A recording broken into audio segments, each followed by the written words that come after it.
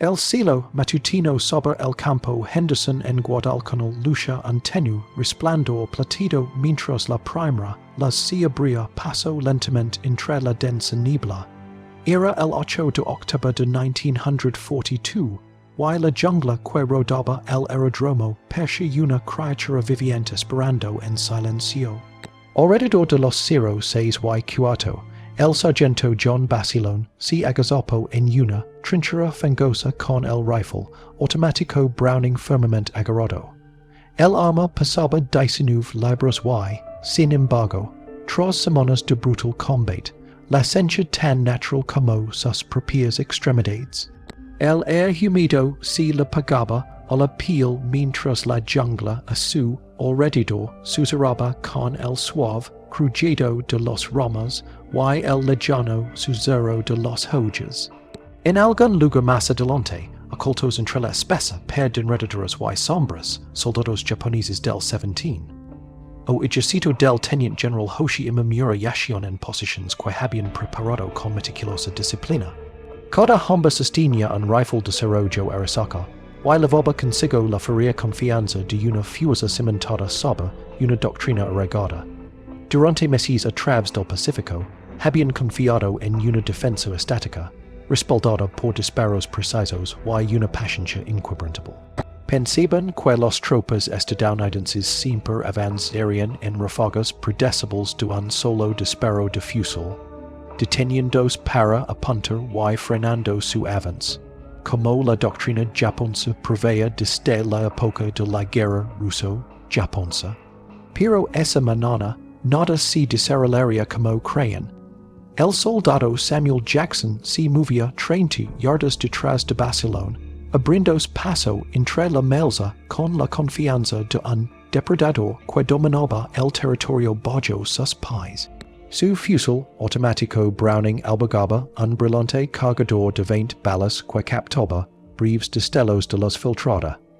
El arma podía disparar más de 600 balas por minuto, lo que le daba a un solo marine la potencia de fuego de casi de un escuadrón.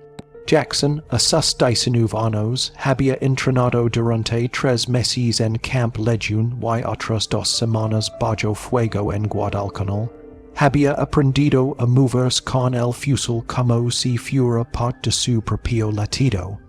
Delante de él, el sargento japonés Isamu Ogasawara esperaba detrás de un tronco quedo, a 200 metros de la aproximación de los marines. Creía que ningún hombre podía avanzar con una ametralladora disparando desde la cadera. Su entrenamiento le decía que tales armas requirían tripods, tripulations y posiciones fijas. Lo que presenciaría a continuación haría anicos todas las lecciones que le habían enseñado. La niebla que se aferraba al suelo hacía que el aeródromo pareciera un campo de batalla, humillante incluso antes de que comenzara el combate. El sol era apenas una tenue mancha a través de la densa cubierta de dosel mientras Basilone ajustaba su agar del arma. Detrás de él, 8 marines de la sección de ametralladoras del 7º regimiento lo seguían con pasos cuidadosos y silenciosos. Habían aprendido a los moles que la supervivencia dependía del silencio, hasta el momento en que el silencio se convirtió en fuerza violenta. La barra se creó originalmente para las trincheras fangosas de la Primera Guerra Mundial, donde John Moses Browning pretendía usarla para disparar a pie contra las defensas enemigas. Pero aquí, en el denso y verde caos del Pacífico, se había convertido en algo que Browning jamás imaginó. Era el herramienta perfecto de destrucción combinada con movilidad. Sus cargadores de 20 balas alignment taban potentes cartuchos de 3 o 6 a una velocidad que destrozaba bambú y cuerpos por igual. Los marines descubrieron rápidamente que el arma podía convertir a un solo soldado en una pared de fuego móvil. Jackson caminó 15 metros hacia Basilones, dejando sus pies hundiéndose en la tierra húmeda a cada paso. Su munición estaba lista para disparar en automático, sus bolsas de lona continuan cargadores que podia cambiar en segundos sin perder la concentración, el arma podia disparas con un bipod o levarse libremente, como Jackson prefería ahora. Los marines habían comenzado la campaña de Guadalcanal con una munición por escuadra de 2 hombres, pero pronto añadieron más mediante el rescate en el campo de batalla, y el creativo trabajo de suministro, porque aquí la potencia de fuego significaba vida. A su alrededor, la jungla leía con una extraña combinación de belleza y amenaza.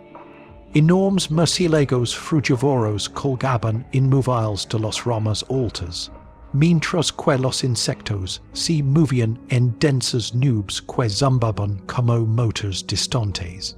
El air olía a vegetación podrida mezclada con el penetrante aroma químico de los anteriores ataques de artillería. Todos los marines también percibían algo menos tangible, el aroma del peligro que solo los veteranos de combate entendían realmente.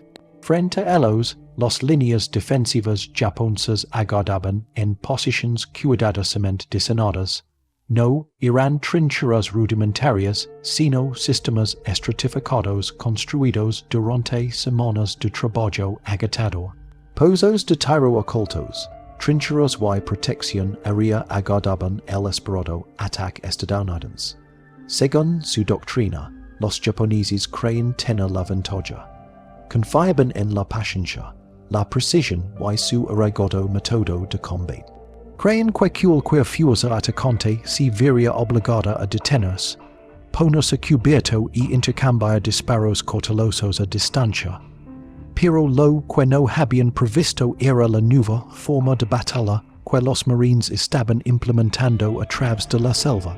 Basilone indicó a sus hombres que se detuvieran. A través de la marana de joyas que se extendía frente a ellos, via los tenues contornos de las defensas enemigas, dispuestas con precisión para crear zonas de muerte. Según cualquier defensa clásica, estas líneas deberían haber detenido a los atacantes, pero los japoneses no tenían ni idea de que su método de guerra, en el que habían confiado durante tanto tiempo, estaba a punto de chocar con algo completamente nuevo. En manos de Basilone reposaba un arma que no obedecía las viejas reglas. Estaba diseñada para moverse mientras disparaba. Estaba diseñada para romper el ritmo de la batalla tradicional. Estaba diseñada para perturbar la esencia misma de la defensa estática.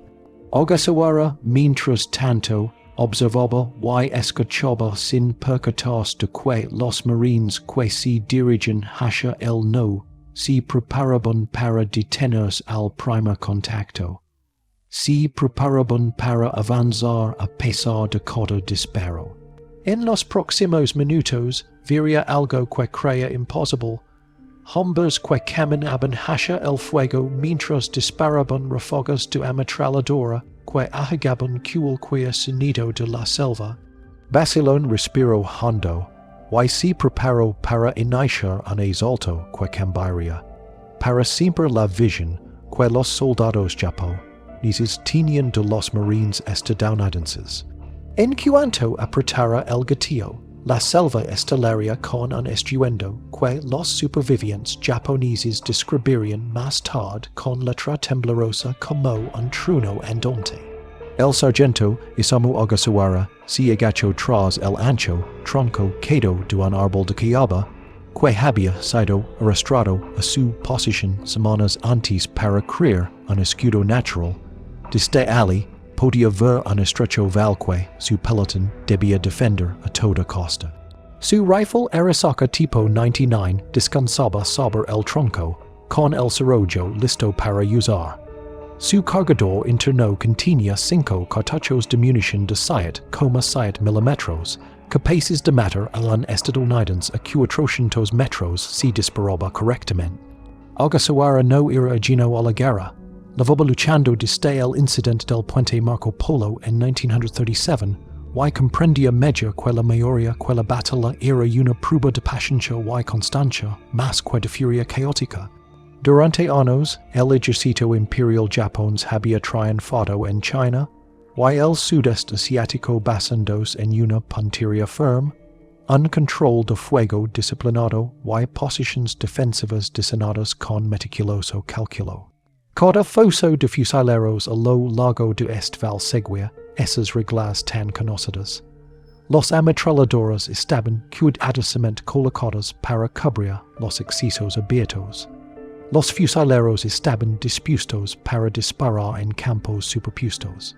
Los lanzagranadas estaban posicionados para atacar las zonas donde se esperaba que se concentraran los atacantes. Todo en la línea japonesa reflejaba la creencia de que la precisión siempre vencería la agresión temeraria, pero a medida que avanzaba la mañana, Ogasawara presencia que algo inusual se desarrollaba más allá del velo de la selva. Los estadounidenses que se acercaban no se movían con el ritmo cauteloso que él esperaba de sus enemigos. En lugar del patrón familiar de avanzar, detenerse y volver a avanzar, el sonido que se filtraba entre la maleza tenía una fluidez más suave. Era como si los marines se movieran con confianza en lugar de miedo. Esa sola idea hizo que Ogasawara apretara el rifle. Siempre había creído que los atacantes dudarían lo suficiente como para que los defensores apuntaran a objetivos expuestos. Sin embargo, los pesadas que oía sugerían una fuerza que pretendía acortar distancias rápidamente. El soldado Samuel Jackson se detuvo cerca de la base de un delgado coquetero, observando los cantos de pájaros, insectos y ramas móviles en busca de cul queer, señal de posiciones japonesas. Su rifle automático Browning levaba un cargador de 20 balas que brillaba con tenues destellos de la luz matutina. Levaba dos cargadores más en bolsas de lona que había modificado para un uso más rápido. Jackson mantenía el arma en automático porque cada lección de guardalcanal la había enseñado que la supervivencia dependía de un fuego abrumador disparado en el momento exacto del contacto. La idea de que un solo hombre podía crear suficiente potencia de fuego para cambiar la configuración de un campo de batalla se estaba volviendo cada vez más evidente en el Pacífico, pero solo quienes portaban el arma entendían su verdadero poder.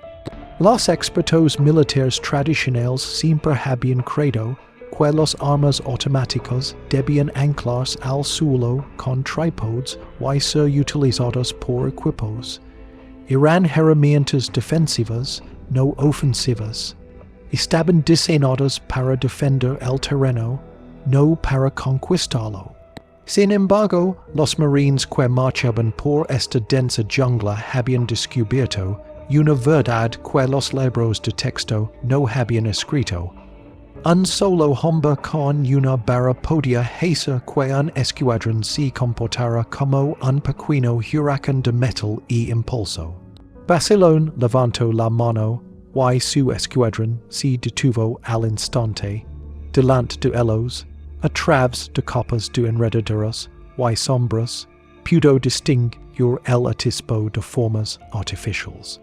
Vaya fosos de tiro talados con trincheras de precisión para permitir la comunicación a cubierto y protección aérea tejida con troncos y piedra coralina.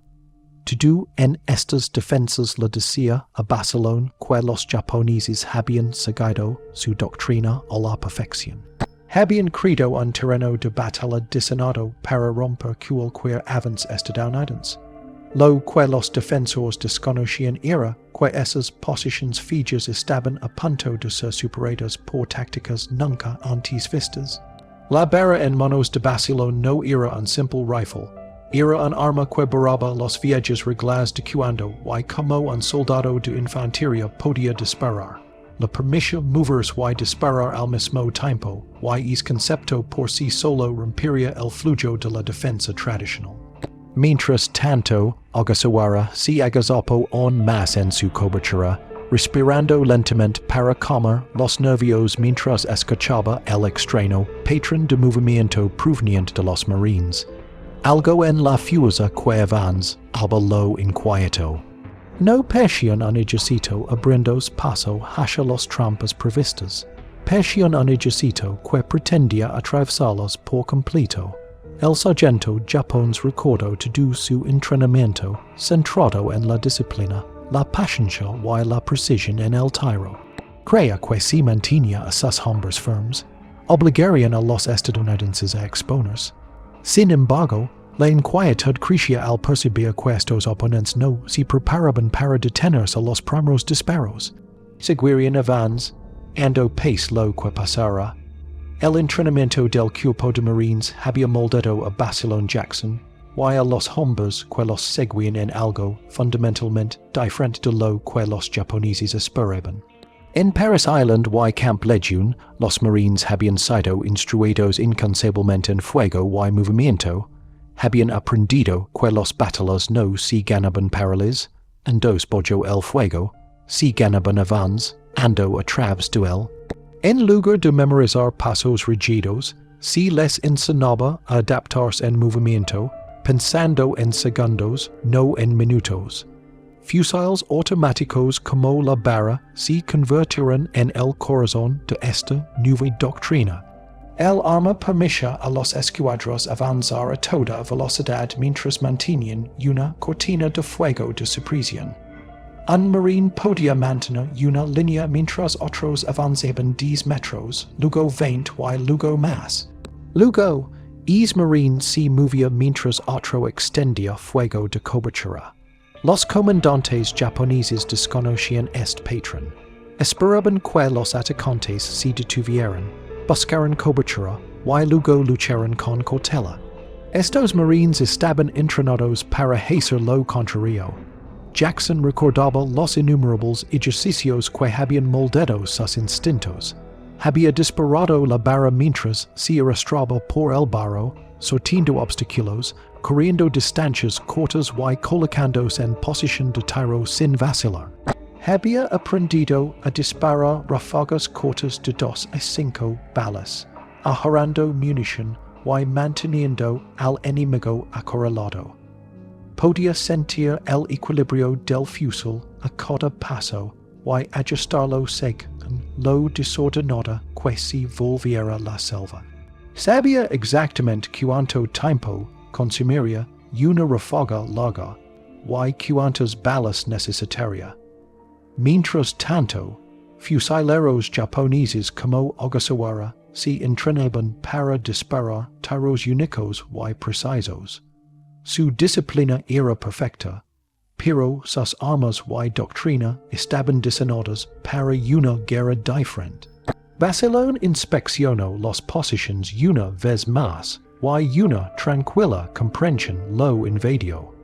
Los defensores japoneses habían seguido todas las reglas de los libros de texto para construir esta línea defensiva. Pero esas reglas pertenecen al mundo antiguo. En los momentos siguientes, cuando la primera ráfaga de la bala rugiera por el val, los defensores se darían cuenta de que las suposiciones que sustentaban su estrategia ya no eran válidas. Se estaban preparando para un asalto tradicional. Los marines se estaban preparando para algo completamente nuevo. El fusil automático Browning contaba con un cañón de 24 pulgadas que proporcionaba suficiente velocidad para el potente cartucho, 30,006, a la vez que era lo suficiente, corto para moverse a través de trincheras o selva espesa. Un bipod pliable podía bloquearse para mantener posiciones de disparo, estables o mantenerse pegado al arma cuando el fusilero necesitaba movilidad. Sin embargo, ninguna de estas características mecánicas supuso la verdadera revolución del arma. Su verdadera revolución provino de la idea que representaba.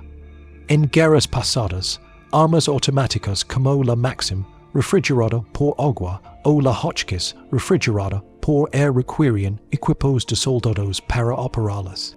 Se situaban firmemente en terreno defensivo y, una vez colocadas, controlaban secciones fijas del campo de batalla. Existían para mantener posiciones, no para avanzar a través de ellas. El fusil automático Browning se creó para romper esa limitación. Fue diseñado para que un solo soldado pudiera avanzar mientras disparaba automáticamente, creando una olada de supresión que arrastraba a todo el escuadrón tras él. Cuando el fusil apareció por primera vez en los campos de batalla europeos en el año 1918, soldados alemanes escribieron informes describiendo a las tropas estadounidenses que parecían caminar directamente a través de campos de ametralladora sin detenerse. Daba la impresión de una fuerza que no obedecía las antiguas reglas de la guerra.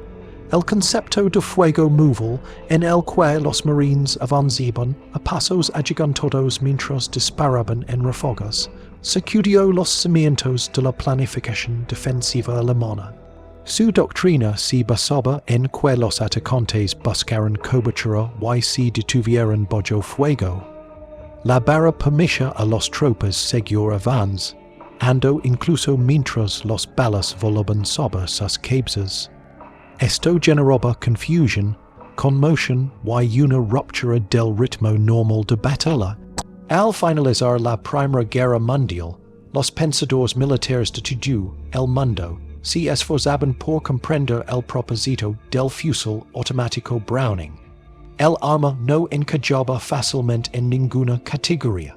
Podía servir como ametralladora ligera, pero también podía comportarse como un fusil pesado en las manos adecuadas. El ejército de los Estados Unidos lo clasificó como fusil automático en lugar de ametralladora, lo que revelaba incertidumbre sobre su función. Los manuales de las décadas de 1920 y 1930 describían diferentes usos que a veces requerían fuego preciso a larga distancia y otras veces ráfagas automáticas a corta distancia. Sin embargo, el cuerpo de marines de los Estados Unidos desarrolló una visión más clara. Los marines se entrenaban en unidades más pequeñas que las formaciones militares más grandes, y su doctrina se basaba en el movimiento agresivo y la iniciativa de los fusileros. La barra se convirtió en la herramienta central para lograr la superioridad de fuego a nivel de escuadra. Los instructores de infantería de marina enseñaban a sus tropas útiles a el arma como un multiplicador de fuerza que podía cambiar el resultado de un combate en cualquier momento. Se centraban en ejercicios que combinaban el movimiento con ráfagas de fuego automático para que los infantes de marina aprendieran a avanzar mientras la barra mantenía agachada a la infantería.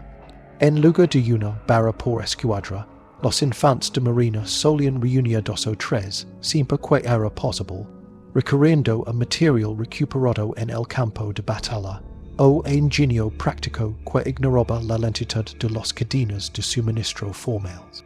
Para el año 1942, cuando los infantes de marina zarparon hacia las Islas Salomón, la primera división de infantería de marina llevaba más de 500 barras. Cada escuadra de fusileros tenía al menos una, y muchos portaban armas adicionales. Los infantes de marina adaptaron su equipo a las nuevas exigencias. Crearon pitos y portacargadores que les permitían llevar más de 20 cargadores cargados. Entrenaron a fusileros automáticos auxiliares para cargar y pasar cargadores bajo fuego. La idea era simple y brutal. Más fuego automático significaba más ímpetu, y más ímpetu significaba un asalto imparable. En el bando japonés, la doctrina se desarrolló de forma muy diferente. La ametralladora ligera tipo 96 utilizada por la infantería japonesa, era un arma tripulada que disparaba un cartucho más largo de 5 milímetros, pesaba más de 10 kilos y estaba diseñada para fuego defensivo sostenido, no para asaltos rápidos. Los manuales japoneses enfatizaban la importancia de preparar posiciones defensivas sólidas donde estas ametralladoras pudieran crear zonas de fuego cruzadas. Cada escuadra seguía instrucciones estrictas para establecer líneas de tiro fijas y mantener una estricta disciplina de munición. El ejército japonés valoraba la precisión de los disparos únicos y los ráfagas medidas por encima del disparo automático rápido. Toda su filosofía surgió de años de combate en China, donde ganaron batallas gracias a su puntería superior y una sólida ingeniería defensiva. Creen que los atacantes siempre seguían patrones predecibles y que eventualmente flaquearían bajo el fuego preciso de los fusiles. Esta creencia moldeó las defensas de Guadalcanal, donde el teniente general Hitoshi Imamura situó a sus tropas en profundas trincheras con una sólida cobertura. Los fosos de ametralladora se superponían para crear canales letales. Los fusileros tenían tarjetas de alcance marcadas con cada distancia. Los trincheras de comunicación conectaban bunkers, lo que permitía el movimiento bajo protección. El sistema seguía décadas de doctrina probada, y, sobre el papel, debería haber superado a cualquier fuerza atacante. Sin embargo, la llegada del fusil automático Browning lo cambió todo. Los japoneses esperaban que las tropas estadounidenses se movieran con cautela, deteniéndose cada vez que había fuego sobre ellos. Esperaban que los atacantes se expusieran uno a uno mientras intentaban avanzar lentamente. En cambio, los marines se acercaron con la confianza, moldada por su entrenamiento y la potencia de sus fusiles automáticos. Mientras Basilón Jackson y los marines se preparaban para atacar, no solo poseían potencia de fuego, sino un concepto de batalla completamente nuevo. Su entrenamiento les enseñó a avanzar presionando en lugar de retroceder en la vacilación. Se movían como un sistema fluido donde cada hombre se movía al ritmo de la barra. El fuego automático mantenía a los defensores abajo mientras los fusileros ganaban terreno.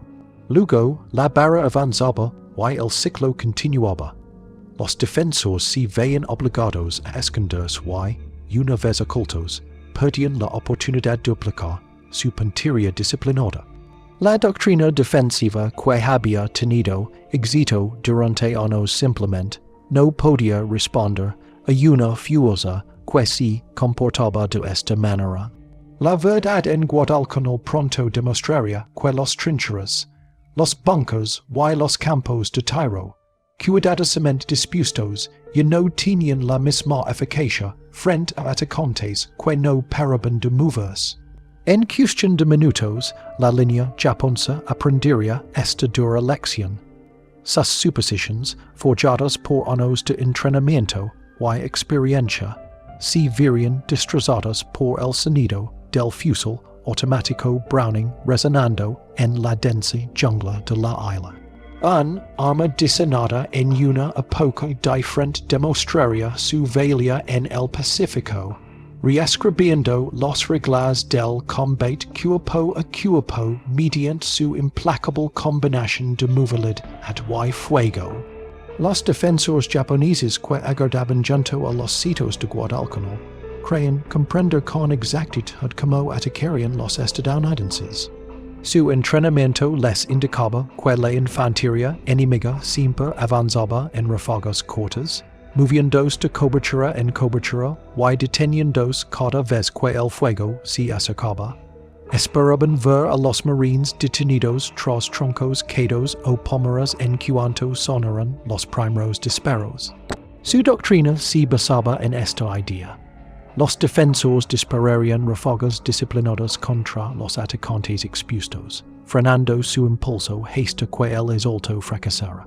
Pero ninguno de sus cuidadosos razonamientos tenía en cuenta a los marines que ahora, si abrian paso a través de la selva, con armas y tácticas que ignoraban los viejos reglas. Los marines estadounidenses que se acercaban a estas posiciones japonesas no se preparaban para detenerse. Se preparaban para avanzar a través de todo lo que se les pusiera por delante. El fusil automático Browning no solo era un arma poderosa, era el corazón de un nuevo estilo de combate que permitía a las tropas avanzar mientras había ráfagas de fuego que obligaban a los defensores a esconderse. Ningún manual japonés había imaginado algo así. Sus líderes creen que un atacante debía detenerse cuando lo disparaban, creen que la avalancha tenía límites, no previeron que los marines avanzarían constantemente con rifles que disparaban fuego automático a un ritmo implacable. El sargento Isamu Ogasawara se agazapó en su posición endurecida, sin darse cuenta de que los próximos minutos pondrían a prueba todos sus principios. Había luchado durante años en China, donde los patrones de ataque eran predecibles y los defensores disciplinados siempre tenían tiempo para apuntar con precisión. Dominaba el uso de las tarjetas de alcance, los ángulos de disparo y la coordinación precisa. Sus habilidades eran respetadas entre sus hombres. Sin embargo, nada de esa experiencia le serviría ahora, porque el enemigo que avanzaba hacia él no estaba moldado por la misma guerra a la que él había sobrevivido. Estos marines habían sido entrenados bajo una filosofía diferente que premiaba la adaptabilidad por encima del orden rígido. En Paris Island y Camp Lejeune, los instructores de instrucción les inculcaron un principio que definió a todo el cuerpo de marines. En la batalla, quien se adapta gana.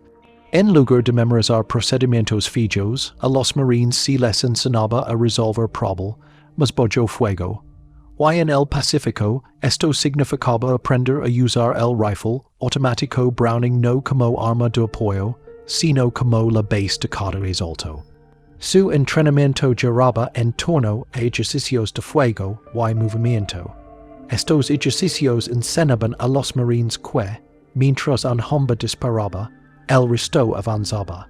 Entonces, los que avanzaban disparaban mientras los demás los alcanzaban.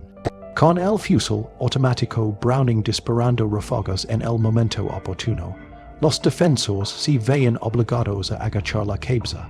Esos segundos de visión reducida eran todo lo que los marines necesitaban para ganar terreno. Jackson había practicado estos ejercicios cientos de veces antes de pisar Guadalcanal.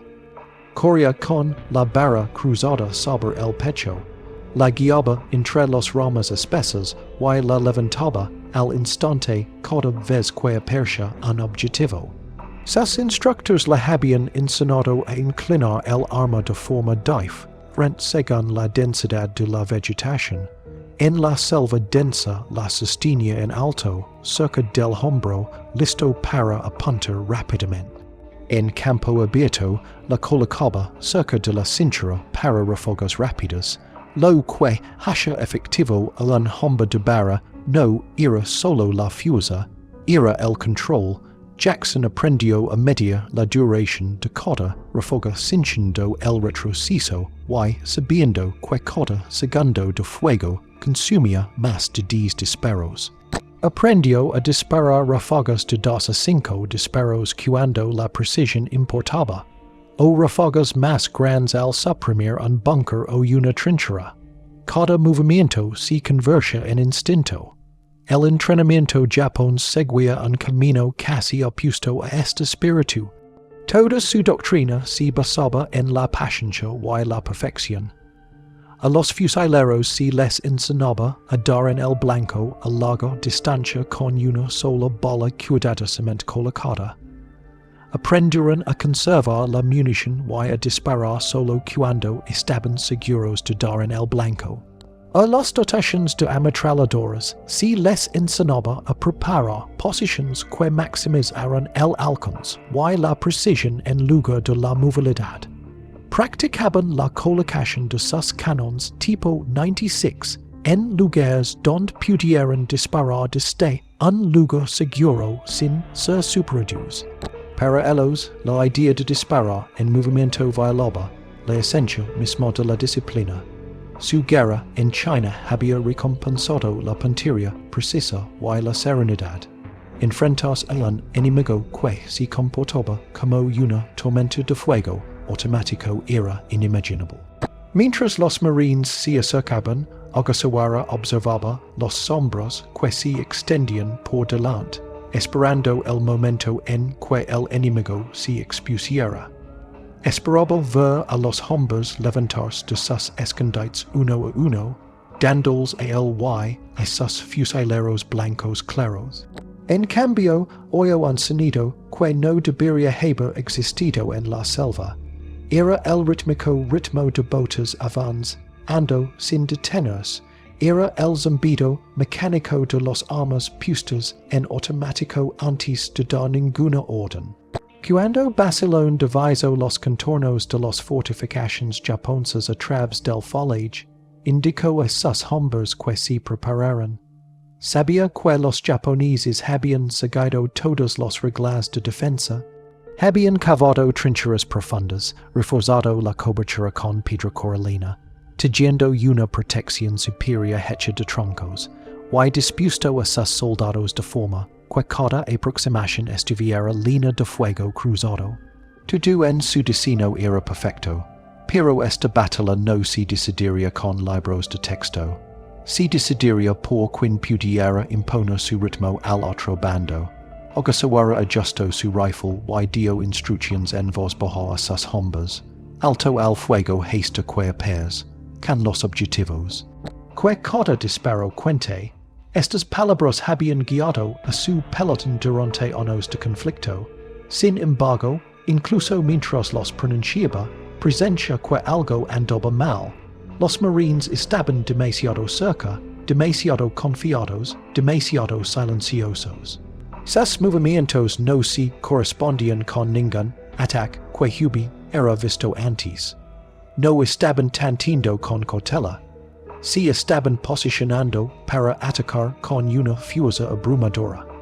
Los marines preparados para desatar fuego automático no se comportarían como atacantes tradicionales.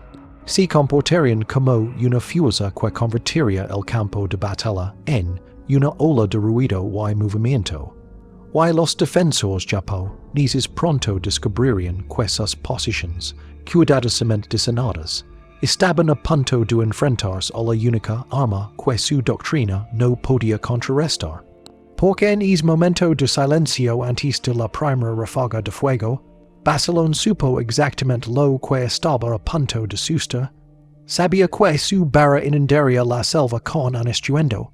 Sabía que la línea japonesa, construida con precisión y paciencia, se derrumbaría bajo el peso de un arma que permitía a los atacantes seguir avanzando. Y sabía que cuando el primer fogonazo atravesara las sombras, nada en la doctrina japonesa los prepararía para el avance imparable que estaba a punto de arrasar sus defensas. Cada dotación de ametralladora japonesa estaba compuesta por varios hombres que trabajaban juntos con precisión. El artillero manejaba la tipo 96. El artillero auxiliar cargaba munición y preparaba canones de repuesto. Un tercer soldado solía servir como portador de munición y vigilaba las amenazas de flanqueo. Estos equipos se entrenaban para const posiciones sólidas con un camuflaje perfecto, de modo que, cuando aparecían los atacantes, pudieran disparar ráfagas cortas y precisas dirigidas a zonas predeterminadas. Creían que unos defensores disciplinados podían frenar cualquier asalto siempre que los atacantes se comportaran como se esperaba. Toda la doctrina japonesa asumía que un enemigo bajo fuego enemigo se escondería y se expondría solo por breves instantes. Todo su sistema dependía de que los atacantes redujeran la velocidad, pero cuando los marines avanzaron hacia los esa manana, el patrón de batalla cambió hacia algo que su doctrina no podía abordar. El pelotón de Ogasawara había trazado una línea defensiva según todas las reglas establecidas. Campos de fuego entrelazados cubrían el estrecho exceso. Se habían dibujado cuidadosamente tarjetas de halcones para cada fusilero, anotando las distancias a árboles, rocas y trincheras. La ametralladora estaba posicionada para barrar la trayectoria provista de una carga estadounidense. Se cavaron fosos de tiro alternativos en los cercanías por si la primera posición se veía comprometida. Todo estaba listo para el combate tradicional que esperaban. Sin embargo, la jungla les advertía que el ataque estadounidense no seguiría la tradición. El sonido del movimiento se hizo más fuerte, pero no con el ritmo intermitente de las tropas cautelosas. En cambio, el ruido revelaba pasos firmes y decididos que acortaban distancias sin vacilar. El soldado Samuel Jackson avanzó con la confianza forjada por meses de entrenamiento constante y la dura experiencia adquirida desde su desembarco en Guadalcanal. Su fusil automático Browning estaba fijado en fuego automático con un cargador nuevo de 20 balas firmemente asentado. Cada uno de sus cargadores adicionales descansaba en bolsas dispuestas de modo que pudiera recargar sin apartar la vista del peligro. Jackson se movía entre enredaderas y raíces enmarronadas con la barra perfectamente equilibrada en sus manos. El bipod permanecía plegado porque necesitaba mantenerse en movimiento. A su lado, los demás marines seguían patrones que habían practicado una y otra vez. Cuando el fusilero automático disparaba, avanzaban. Cuando avanzaban, él volvía a disparar. Esta coordinación permitía al escuadrón avanzar sin perder impulso. Los defensores japoneses se preparaban para atacar objetivos individuales con fuego preciso, pero los marines esperaban algo completamente diferente. Esperaban abrumar la línea mediante un fuego de supresión continuo que impedía a los defensores alzar sus fusiles. Este choque de filosofías se desató en el momento en que Barcelona abrió fuego. Los dos fuerzas finalmente se acercaron asignadas. Ambos bandos se prepararon para el contacto, moldeados por un entrenamiento que transmitió visiones de guerra completamente diferentes. Los defensores japoneses creen que estaban a punto de castigar una carga estadounidense imprudente. Los fusileros de los marines creen que estaban a punto de atravesar la línea con toda la potencia de sus armas automáticas. Entonces Barcelona apretó el gatillo de su cañón. La primera ráfaga rompió la calma matutina con un rugido violento que resonó por todo el val. Los registros japoneses describirían posteriormente el sonido como el de una tela rasgada, amplificado hasta que toda la selva se estremeció. Las 20 balas que salieron del cañón a una velocidad tremenda dispararon hojas de palma, bambú y ramas, dejando estilas esparcidas en todas direcciones. El sargento Ogasawara sintió afilados fragmentos de madera impactar en su rostro mientras las balas de Barcelona destrozaban el tronco protector. La conmoción del repentino asalto fue más profunda que las propias balas. Ogasawara ya había experimentado fuego de ametralladora, pero este no se parecía en nada a las armas fijas y estables que había enfrentado en China. Este fuego era móvil y implacable. Se movía con los marines como si fuera una criatura viviente que avanzaba y atacaba al mismo tiempo. Intentó estabilizar su rifle Arisaka, pero los fogonazos que veía cambiaban constantemente de ubicación. Los marines no se detenían. Disparaban mientras se movían, y eso rompía el ritmo de combate en el que había confiado durante años. 3 segundos después de que Barcelona abriera fuego, Jackson desató su primera ráfaga. Sus disparos impactaron en un supuesto nido de ametralladoras, atrento metros a su izquierda, donde un leve movimiento insinuaba que una tripulación enemiga se preparaba para responder. Sus disparos destrozaron joyas de platono, y se estrellaron contra la roca de coral detrás de la posición. Su trabajo no era matar, era reprimir, evitar que los japoneses alzaran sus rifles, privals del tiempo necesario para apuntar con precisión. La tripulación japonesa del tipo 96, que esperaba para lanzar un fuego devastador, se va atrapada antes de poder responder. El soldado Tishi Yamamoto, artillero, había pasado años perfeccionando su arma. Sabía disparar ráfagas cortas y disciplinadas que ahorraban munición.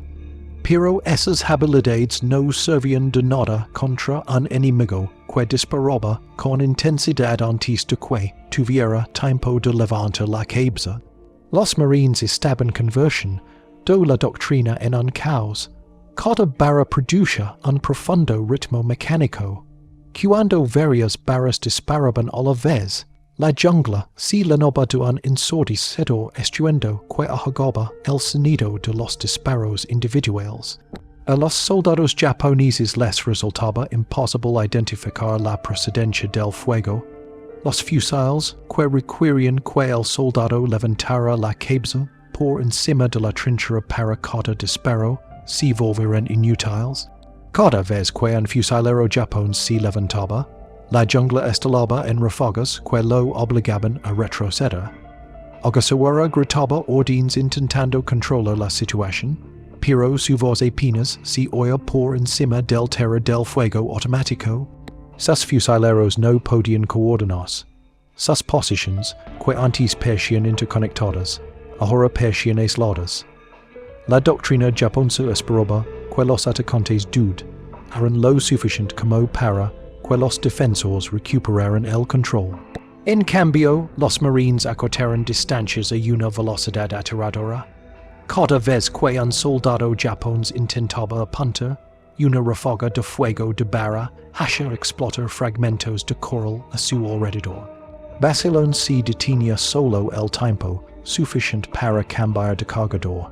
Sus manos expertas expulsaban el cargador vacío, insertaban uno nuevo y lanzaban otra línea de fuego que destrozaba la línea defensiva a un ritmo constante. Avanzó por la jungla usando ráfagas de 2 a 5 balas para ahorrar munición y mantener la presión. Los marines habían transformado una escuadra en una fuse con la potencia de fuego de un pelotón. Jackson avanzó hacia un pomaral con el aire denso de humo y vegetación destrozada. Casquillos de latón cubrían el suelo como semillas de metal derramadas. Calculó cada ráfaga con perfecto instinto avance. Ando cuando los fusileros respondían al fuego, y abalanzándose para disparar cuando necesitaban cobertura.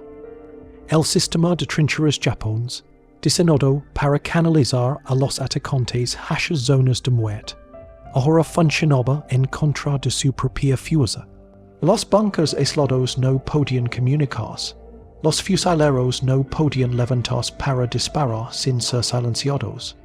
Y la tripulación de ametralladoras, lejos de ser el ancla de la defensa, se vaya abrumada antes de poder siquiera montar un contraataque. El sargento Isamu Ogasawara ya se había enfrentado al fuego de ametralladora, pero nada en sus años de combate lo había preparado para el sonido que ahora se acercaba a su posición. El rugido de los rifles automáticos Browning que avanzaban no se parecía al de los armas fichas que había conocido en China. Este sonido se movía, cambiaba de posición, avanzaba a un ritmo constante, como un ser vivo que arrastra un trueno tras sí. Cada ráfaga se hacía más fuerte a medida que los marines se acercaban. Ogasawara levantó su rifle Arisaka para fijar un objetivo, pero los destellos que vislumbraba entre las joyas enmarronadas parecían saltar de forma impredecible. No pudo apuntar ni un segundo. Los marines no disparaban diste en terreno estacionario. Disparaban mientras avanzaban de forma constante y implacable. La sola idea de enfrentarse al fuego automático que avanzaba contradecía todos los principios que la habían enseñado. Mientras intentaba controlar la respiración, una nueva olada de madera astilada explotó frente a él. El fuego estadounidense devoraba troncos, ramas y tierra con una fuerza brutal. Por primera vez desde el puente de Marco Polo, sintió miedo genuino. Jackson disparó 3 segundos después de Barcelona. Su ráfaga de fuego automático impactó contra una posición japonesa oculta a 30 metros a la izquierda. Había visto un leve movimiento allí, la silueta de un casco. El leve temblor de los hojas donde una dotación de artilleros se preparaba para responder.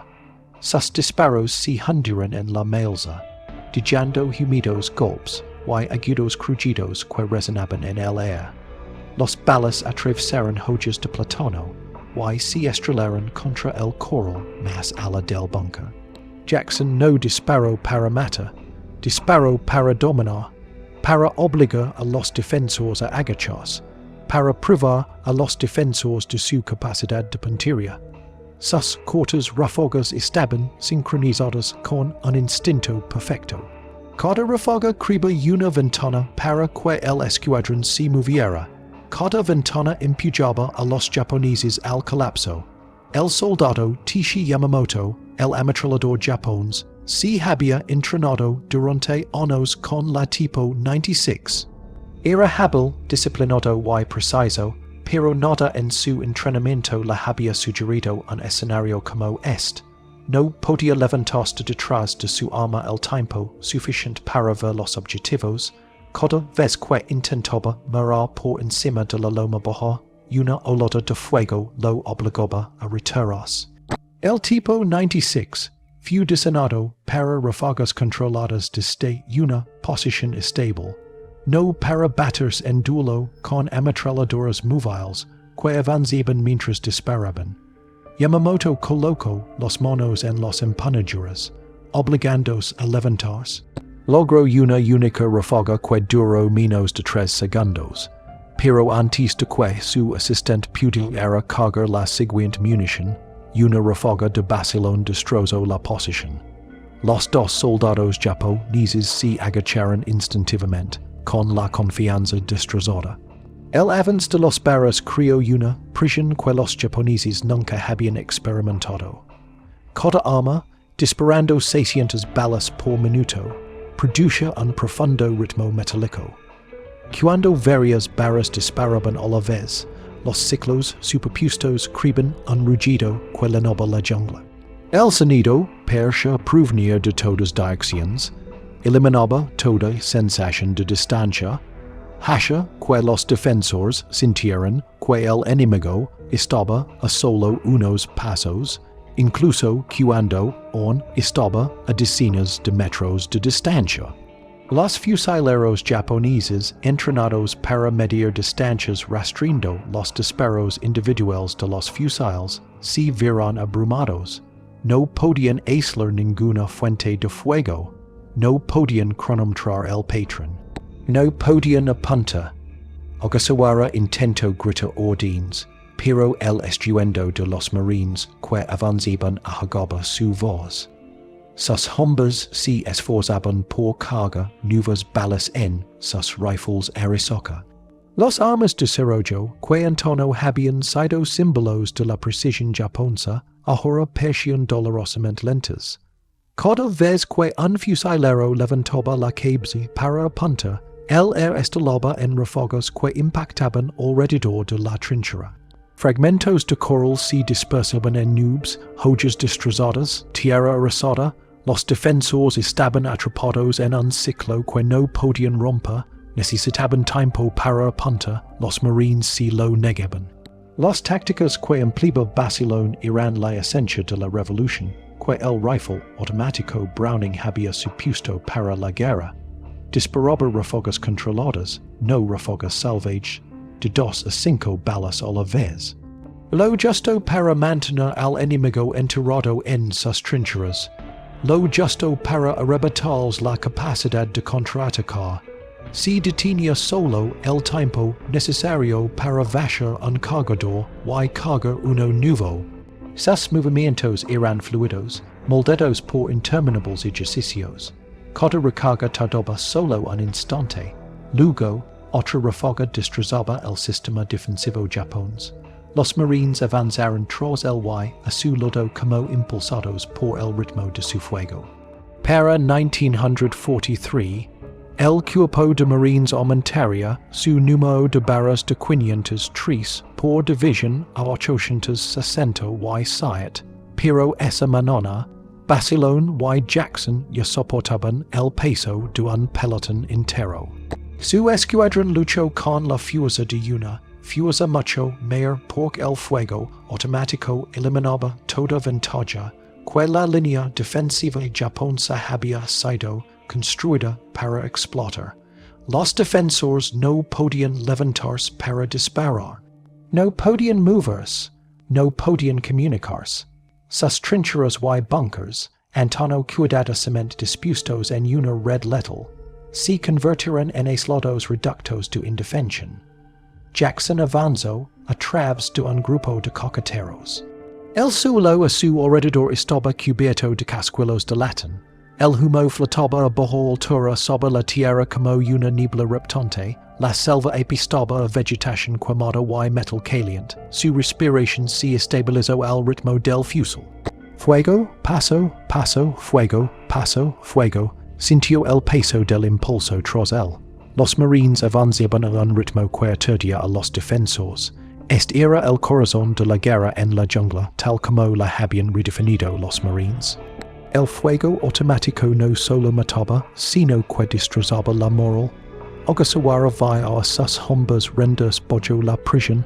La ametralladora tipo 96 yasha casi en silencio con su tripulación inmovilizada. Los fusileros se encogen tras troncos y tierra, incapaces de alzar sus armas. La línea defensiva cuidadosamente diseñada, que había tardado semanas en construirse, se desmoronaba en minutos. Los marines habían despejado a los defensores de su capacidad de coordinación. Cada posición japonesa se estaba convirtiendo en una isla atrapada. Todo el val resonaba con el estruendo constante de los barras que avanzaban.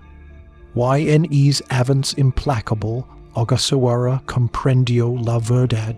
Su pelotón se enfrentaba a un arma y una táctica que no solo desafiaba la doctrina japonesa, sino que la borraba. Los marines estaban reescribiendo lo que significaba atacar. Y mientras la jungla se estremecía bajo el fuego automático, supo que nada en su entrenamiento podría cambiar el curso de la situación.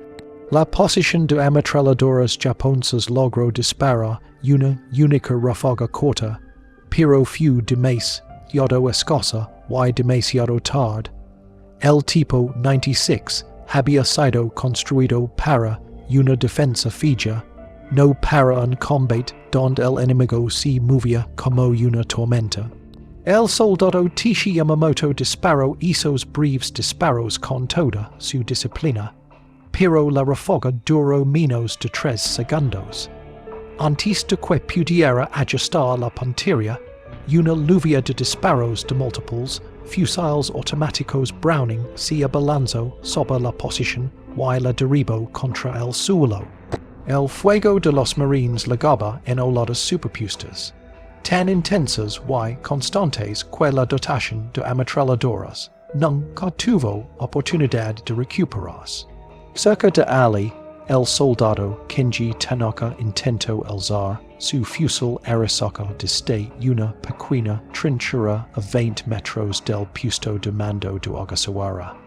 Era joven, firme y confiado en su tiro, pero cada vez que levantaba el arma, el fuego automático impactaba contra la tierra a su alrededor. Fragmentos de coral salpicaron su uniform y los hojas estelaron en pedazos. Su fusil de cerrojo, que había servido a los fuerzas japonesas durante décadas, ahora se sintió dolorosamente lento y increíblemente frágil. Los defensores no podían igualar el ritmo de los marines que disparaban sin pausa. El peso psicológico de esta diferencia aplastó su capacidad de pensar con claridad. Estos marines se movían con tal calma y determinación que parecía no temer en absoluto los ráfagas entrantes. El sonido del fuego de artillería que avanzaba se convirtió en un rugido retumbante que anulaba cualquier sensación de distancia o dirección. Los soldados japoneses, que habían pasado años aprendiendo a localizar las posiciones enemigas escuchando los disparos de los fusiles, se vieron ahora rodeados por un estruendo metálico que provenía de todas partes a la vez. El campo de batalla se sumió en la confusión. Ogasawara intentó gritar instrucciones, pero su voz no pudo elevarse por encima de la tormenta.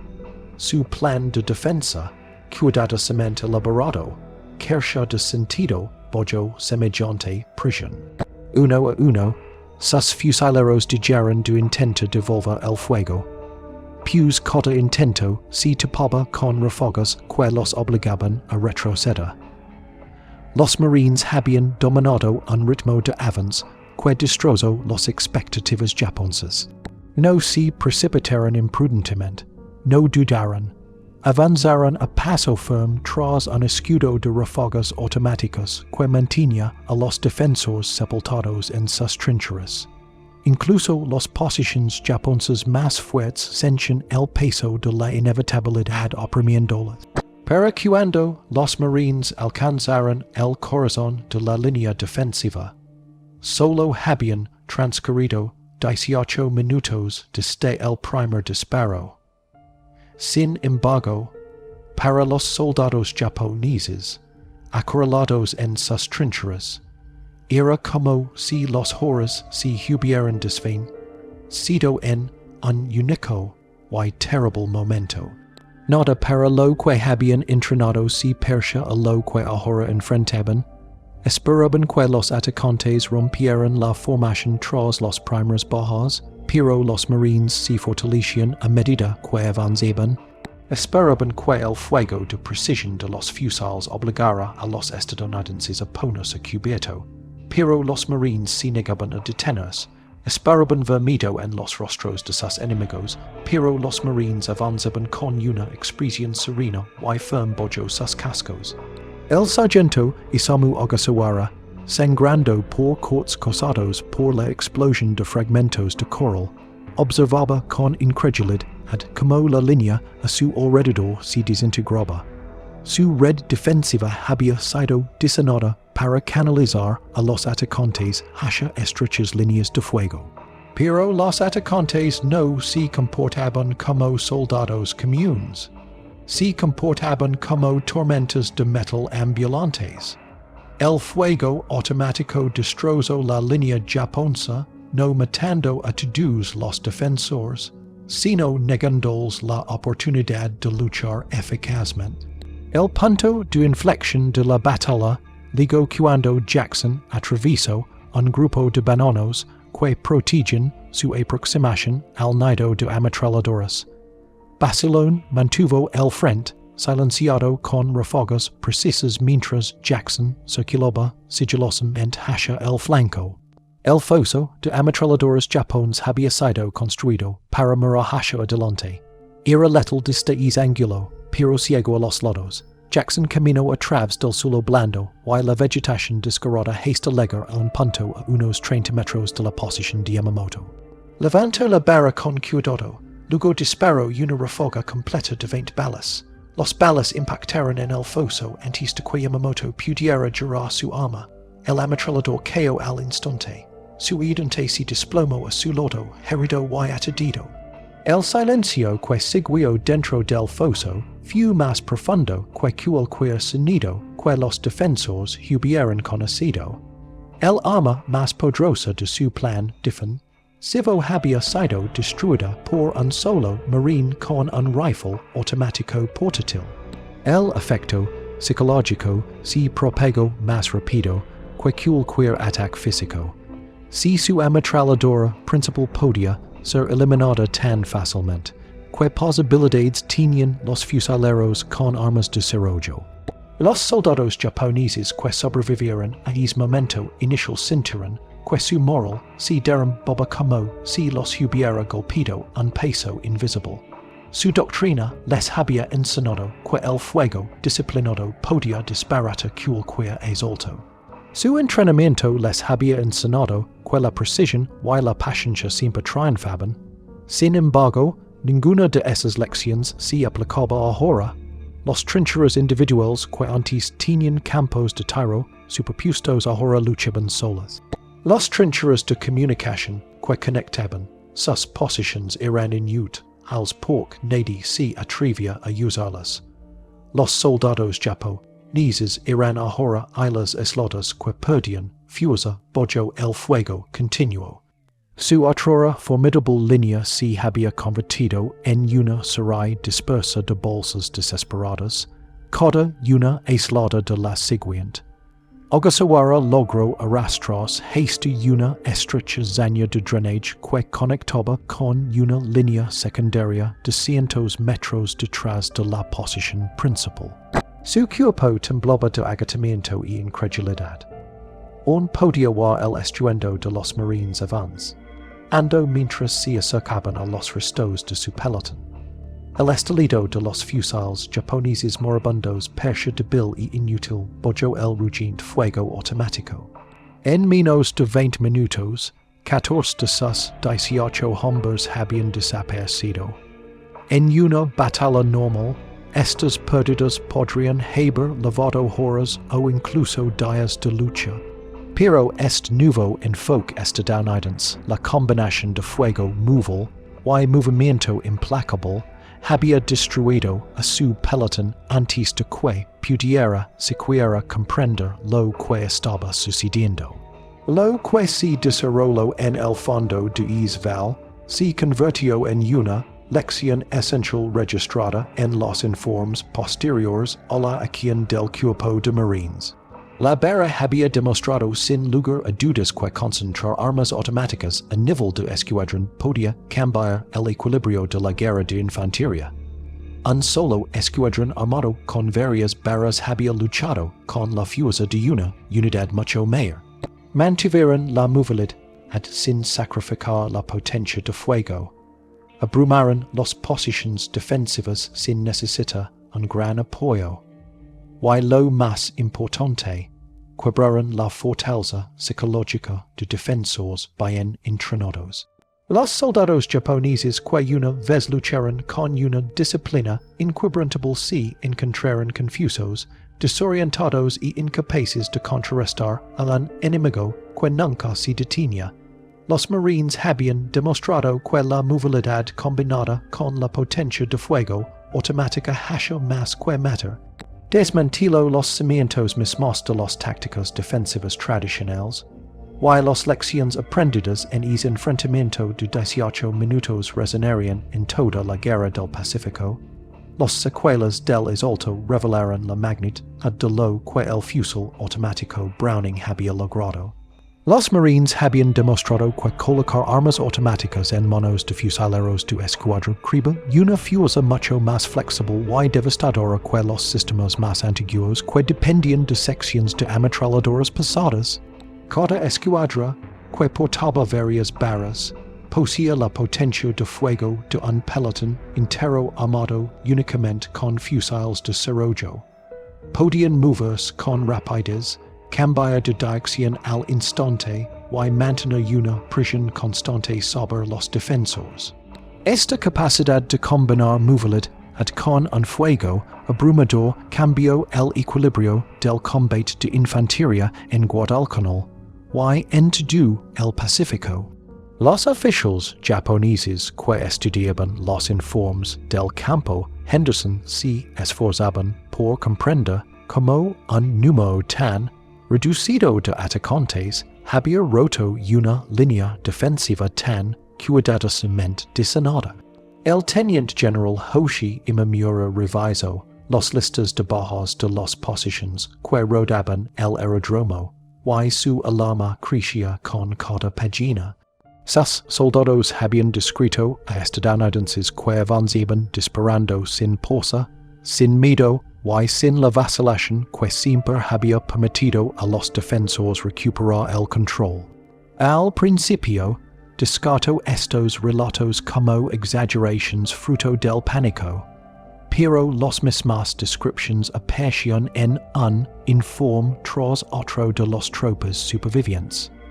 Los defensores hablaban de truenos que se extendían por la selva, fuego que avanzaba en lugar de permanecer fijo, marines que nunca se ponían a cubierto, sino que usaban ráfagas continuas para obligar a los defensores a esconderse. Nada en la doctrina japonesa de preguerra explicaba tal comportamiento. A lo largo de múltiples enfrentamientos, los supervivientes japoneses comenzaron a describir síntomas que sus oficiales médicos interpretaron como agotamiento y estos de combate. Sin embargo, la cosa era más profunda. El impacto psicológico de enfrentarse a un arma que borraba los cimientos de su entrenamiento creó un nuevo tipo de miedo. Para ellos, el fusil automático Browning se convirtió en un símbolo de derrota inevitable. Una vez que su rugido llenó a los defensores de la selva, creyeron que el resultado de la batalla ya estaba decidido. Por más sólidas que fueran sus fortificaciones o disciplinada su puntería, los marines que avanzaban no podían ser detenidos con los métodos tradicionales. El sonido del bar se convirtió en una leyenda entre las unidades japonesas que habían sobrevivido a enfrentamientos anteriores. Algunos lo llamaban el volcán andante, otros lo llamaban el trueno extranjero. Ninguno lo veía como algo que pudieran contrarrestar. Todos los intentos de adaptar sus tácticas fracasaron por el probable, ma principal no era el posicionamiento ni la sincronización. Fue el arma mismo y la doctrina lo que fortaleció a quien la portaba. El soldado Samuel Jackson recorrió las posiciones japonesas capturadas tras el fin del combate, donde quiera que pisaba encontraba señales de una cuidadosa preparación. Las trincheras habían sido taladas con impresionante precisión. Las trincheras eran profundas y estaban reforzadas. La munición estaba apilada cuidadosamente en contenedores impermeables. Cada detalle sugería una fuerza defensiva lista para una batalla larga y dolorosa. Sin embargo, los marines habían roto la línea en minutos porque el fuego automático había impedido a los japoneses aprovechar sus ventajas. Jackson veía rifles con cerrojos relucientes y miras perfectamente calibradas tirados en el suelo junto a soldados que apenas habían disparado unas pocas balas. Veía la ametralladora tipo 96, inmóvil junto a cientos de cartuchos sin usar. Estas no eran las armas de un oponente inexperto o débil. Eran las herramientas de un ejército cimentado en la disciplina y la tradición. Pero la disciplina y la tradición no tenían poder contra una táctica que negaba a los defensores la oportunidad de levantarse y apuntar. Basilón se movía por el campo de batalla con una mirada serena y firme. La barra que colgaba en sus manos había hecho el trabajo de toda una campaña utilizando métodos antiguos. Comprendió el significado del arma para las batallas futuras. No era simplemente una herramienta de destrucción, era un motor táctico que transformó la forma de moverse de la infantería. Al combinar la movilidad con el fuego automático, convirtió a los escuadras de asalto en oladas imparables. Enseñó a los marines que la victoria no solo provenía de la avalancha o la resistencia, sino de configurar la batalla para que el enemigo nunca tuviera la oportunidad de luchar en sus propios términos. Los defensores japoneses en Henderson Field habían sido derrotados no por falta de coraje, sino porque se vieron obligados a un tipo de batalla que su doctrina no podía soportar. fueron entrenados para enfrentar a atacantes que se detenían.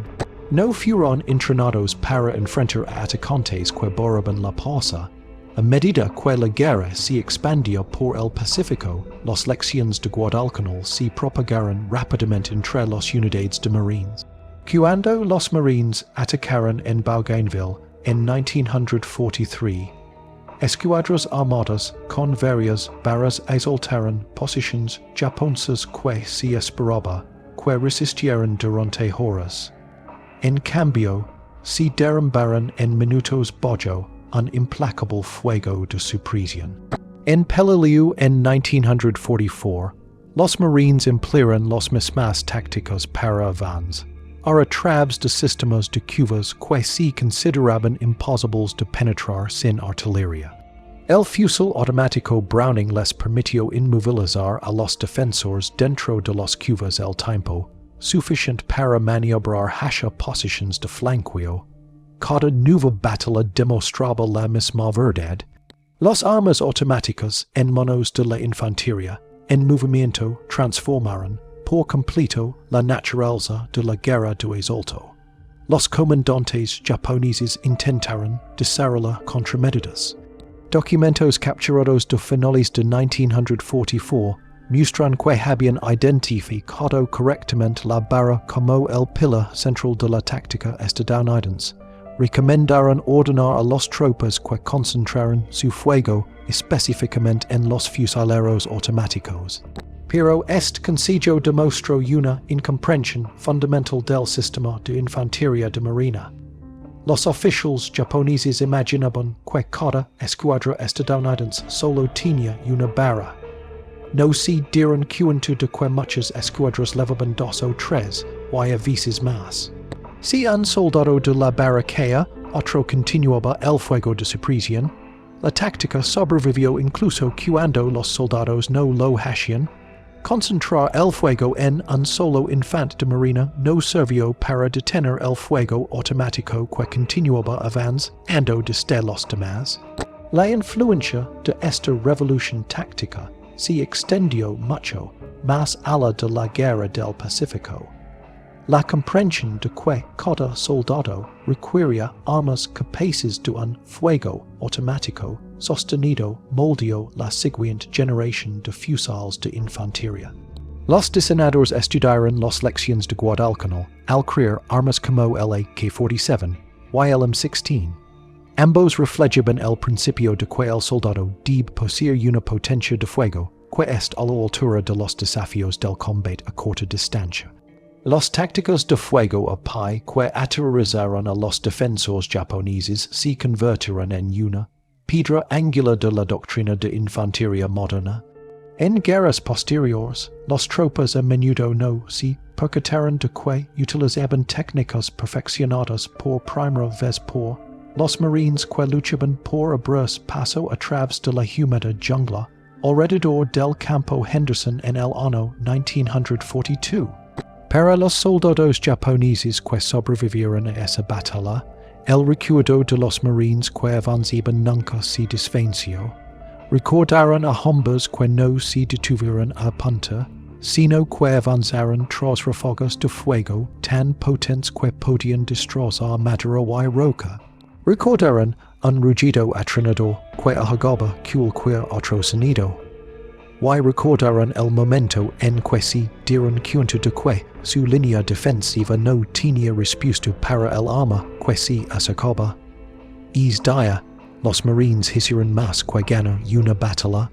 Demostraron que la movilidad combinada con el fuego automático había reescrito las reglas mismas de la guerra de infantería. Y a partir de ese momento ningún ejército podía permitirse el lujo de ignorar a lo que había sucedido en los campos empapados de sangre de Guadalcanal. Si quieres más historias de guerras olvidadas contadas con verdad, courage y sin filtros, suscríbete ahora. Tu apoyo manchen vivas estas misiones.